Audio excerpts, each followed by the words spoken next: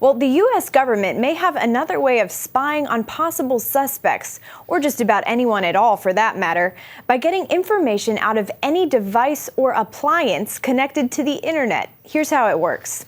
These days, anything from cars to televisions to household appliances like refrigerators to cell phones and more can be connected to the internet. It's called the Internet of Things. And James Clapper, the director of national intelligence, told the Senate that the government could hack into the Internet of Things and get all kinds of information. So your refrigerator could be watching you in the future. The government's plan could easily create new concerns about privacy in the digital age.